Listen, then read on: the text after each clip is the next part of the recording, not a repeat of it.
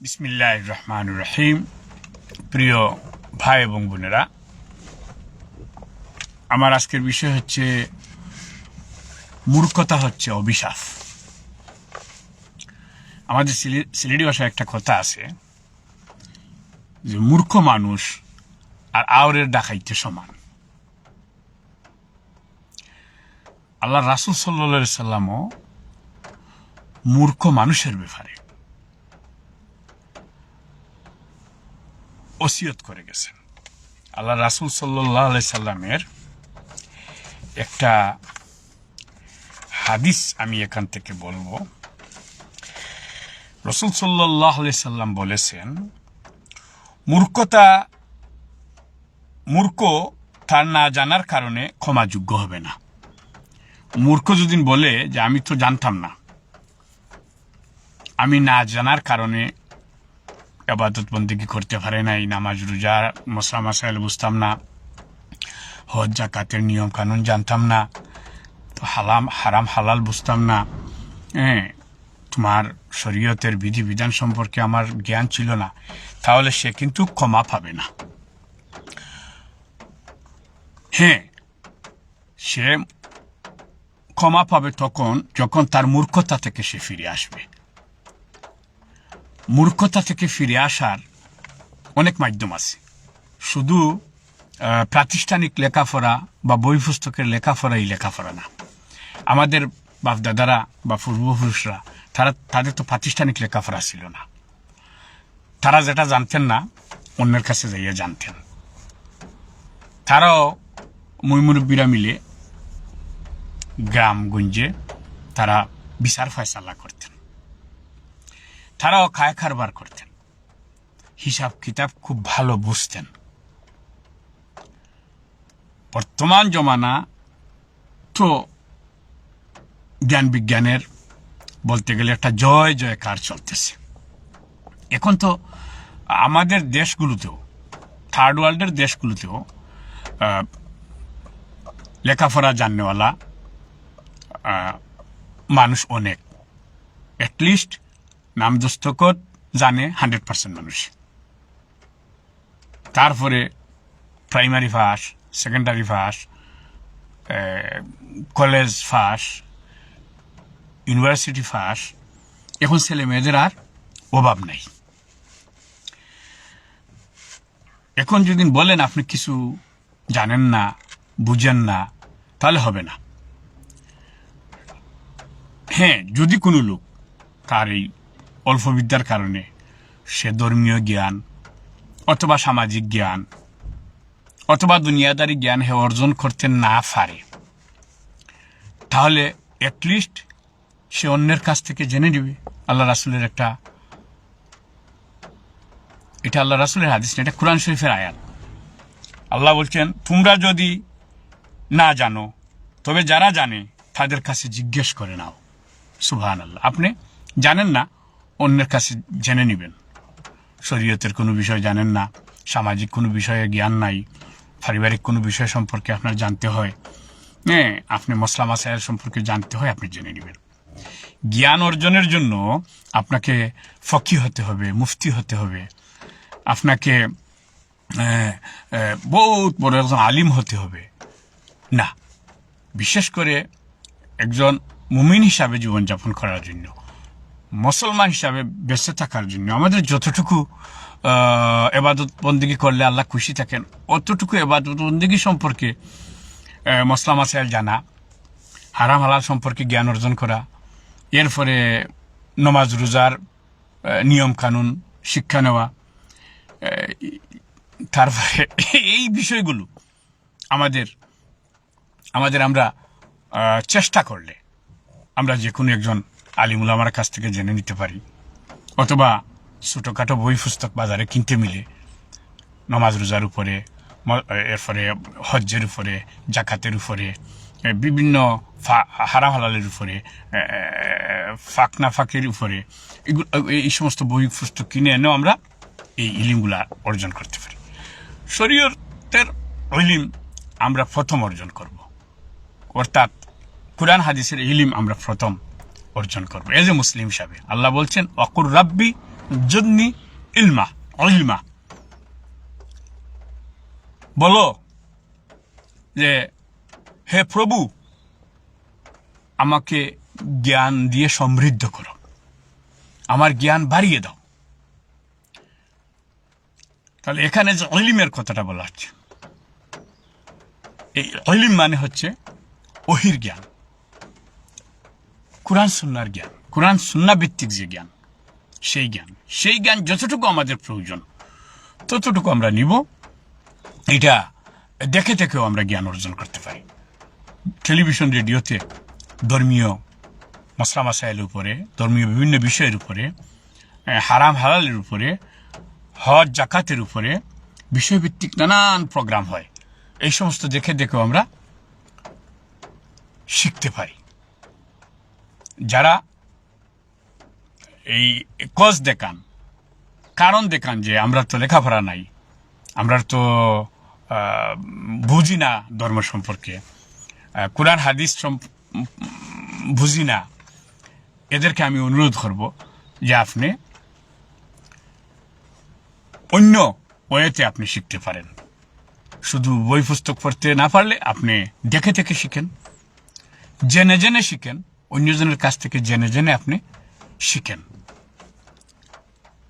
এই পদ্ধতিগুলা ব্যবহার করতে হবে। আল্লাহ পদ্ধতি ব্যবহার কথা কুরআনে বলেছেন, এবং সর্বপ্রথম যে সূরা নাজিল হয়েছিল সূরা ইকরা, এবং তার কয়েকটি আয়াত, ইকরা বিসমি রাব্বিকাল্লাযী খালাক, খালাকাল ইনসানা মিন আলাক, ইকরা ওয়া রাব্বুকাল আকরাম আল্লাযী আল্লামা বিল কলম আল্লামাল ইনসানা মা লাম ইয়ালাম। এই আয়াতে আল্লাহ বলছেন, পড়ো তোমার রবের নামে, যিনি সৃষ্টি করেছেন মানুষকে জমাট বাঁধা রক্তপিণ্ড থেকে। পড়ো, এবং তোমার রব অত্যন্ত দয়ালু, যিনি কলমের সাহায্যে জ্ঞান শিক্ষা দিয়েছেন। মানুষকে এমন জ্ঞান দিয়েছেন যা সে জানত না। আদম জানত না, কিন্তু আদমকে এমন জ্ঞান শিক্ষা দিয়েছেন, পরিপূর্ণ করে দিয়েছেন। আর সেই আদম আলাইহিস সালামের সন্তান তো আমরা তো জ্ঞানের রাজ্যে আমাদের জন্ম। মায়ের বতন থেকে একেবারে দুলনা থেকে কবর পর্যন্ত আমাদেরকে প্রাকৃতিক জ্ঞান নেওয়ার সুযোগ আছে, আমাদের একাডেমিক জ্ঞান নেওয়ার সুযোগ আছে, হ্যাঁ, আমরা ওহির জ্ঞান নেওয়ার সুযোগ আছে, আমরা টেকনোলজির মাধ্যমে জ্ঞান নেওয়ার সুযোগ আছে, আমরা বিভিন্ন অনলাইন অ্যাক্সেসগুলো ব্যবহার করে জ্ঞান নেওয়ার সুযোগ আছে, নিউ ইনোভেশন ব্যবহার করে আমরা জ্ঞান নেওয়ার সুযোগ আছে। যত জ্ঞান নেওয়ার যত পদ্ধতি আছে, পদ্ধতিগুলো আমাদেরকে ব্যবহার করতে হবে। আল্লাহ কি বলছেন এখানে, যে যিনি কলমের সাহায্যে জ্ঞান শিক্ষা দিয়েছেন, আল্লামা বিল কলম। কলম শুধু ওই যে 1400 বছর আগে বা 2000-3000 বছর আগে মানুষ ব্যবহার করত পাথরের উপরে লিখত, আরেক পাথরের টুকরা দিয়ে। কাঠের টুকরা ব্যবহার করা হইতো, পাতার মধ্যে লেখা হইতো। তারপরে নবী করিম সাল্লাল্লাহু আলাইহি সাল্লামের সময়েও চামড়া ব্যবহার করা হইতো, চামড়ার মধ্যে গাছের পাতা দিয়ে লেখা হইতো, বা পাখির যে হৈর বলি আমরা, ফাঁকা, সেই ফাঁকা দিয়ে লেখা হইতো। ওইগুলো কলম। আল্লামা বিল কালাম, কালাম মানে যে জিনিসকে ব্যবহার করে আমরা জ্ঞান অর্জন করি। আমরা লিখি, লিখার পরে পড়ি, পড়ার পরে ওইটাকে আমরা আমাদের নলেজের ভিতরে ইনস্টল করি। বর্তমান সময়ে এই বর্তমান যে নিউ ইনোভেশনের যে টাইম, এখন নিউ টেকনোলজি ব্যবহার করা হচ্ছে লেখার ক্ষেত্রে। যেমন কিবোর্ড ব্যবহার করা হয়, ওইটাও কলম। আপনি ভয়েসের মাধ্যমে আপনার যে কথাগুলো আপনি ইনস্টল করতে পারবেন, এটাও কলম। আল্লাহ কলমের সাহায্যে, অর্থাৎ বিভিন্ন পদ্ধতি ব্যবহার করে আপনাকে আমাকে জ্ঞান অর্জন করার কথা আল্লাহ বলেছেন, এবং কোরআনে জ্ঞান অর্জনের ব্যাপারে বারবার তাগিদ দেওয়া হয়েছে। সো আমাদের যতটুকু প্রয়োজন, যতটুকু আমাদের দৈনন্দিন জীবনে সাধারণ মানুষের জন্য জরুরত, অতটুকু আমাদেরকে অর্জন করতে হবে।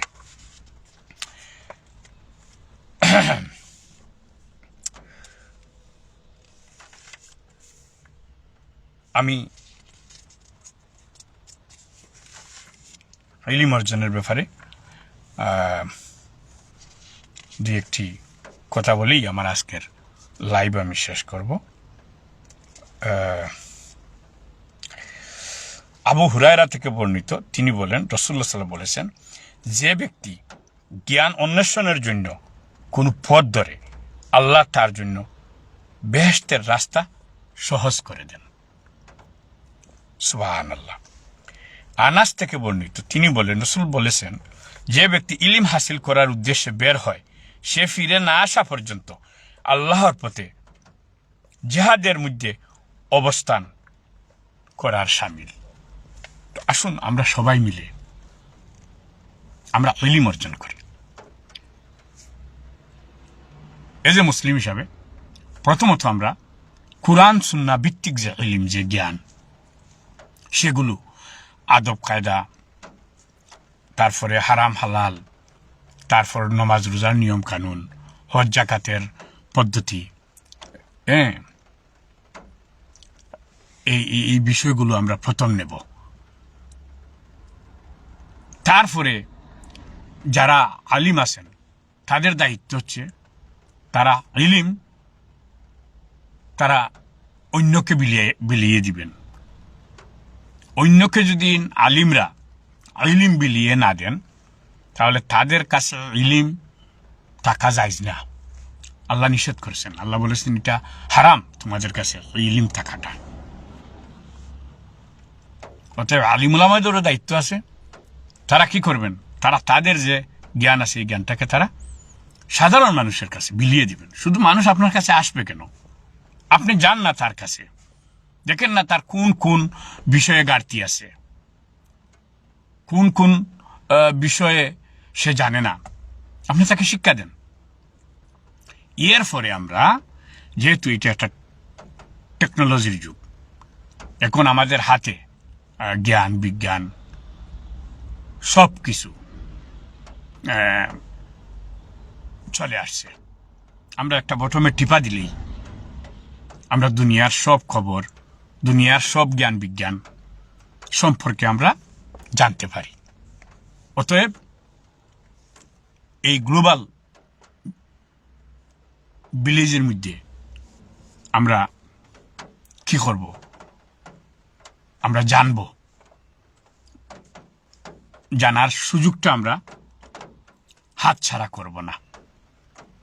সবাইকে অনুরোধ করব কিভাবে আমরা গুগল ব্যবহার করতে পারি। আপনার একটা বিষয় ধরেন, আপনি নামাজ শিকার জ্ঞান অর্জন করবেন, লিখেন গুগলে যাইয়া বাংলাতে নামাজ কিভাবে শিখব, অথবা নামাজ শিক্ষার পদ্ধতি লিখলে দেখবেন নামাজ কিভাবে পড়তে হয়, অজু কিভাবে করতে হয়, নামাজে পড়ার পদ্ধতি সব কিছু আপনাকে ওখানে দেখাইয়া দিবে। এইভাবে রোজার নিয়ম কানুন, হজ জাকাতের নিয়ম কানুন, হারাম হালাল সম্পর্কে বলা জানতে হইলে আপনি গুগলে যাইয়া লিখেন যে শরীয়তে হারাম হালাল কি। তো আপনি কেউ কাছে যদি নাও যান, গুগলের কাছে যান, তার কাছ থেকে আপনি জানেন। ইউটিউবেও অনেক স্কলার হলতের, অনেক আলিমুলামা হলতের ভালো ভালো ওয়াজ, কথাবার্তা, বিষয়ভিত্তিক আলোচনা থাকে, সেখান থেকেও আমরা জ্ঞান অর্জন করতে পারি। ফেসবুক থেকেও আমরা জ্ঞান অর্জন করতে পারি। জ্ঞান অর্জন করার যত পদ্ধতি আছে, সকল পদ্ধতিগুলা বৈজ্ঞানিকভাবেও যদি এই পদ্ধতিগুলা দেওয়া থাকে, তাহলে সেখান থেকেও আমাদেরকে জ্ঞান অর্জন করতে হবে। আল্লাহ আমাদেরকে বিশেষ করে ওহির জ্ঞান অর্জন করার তৌফিক দিও। যদি ওহির জ্ঞান আমাদের মধ্যে না থাকে তাহলে আমরা ধ্বংস হয়ে যাব, আমাদের জীবন শেষ হয়ে যাবে। ইনশাআল্লাহ অন্য কোনো বিষয়ে, অন্য কোনো সময়, অন্য কোনো স্থানে আপনাদের সামনে আসবো। ততক্ষণ পর্যন্ত ভালো থাকুন। আল্লাহ হাফিজ।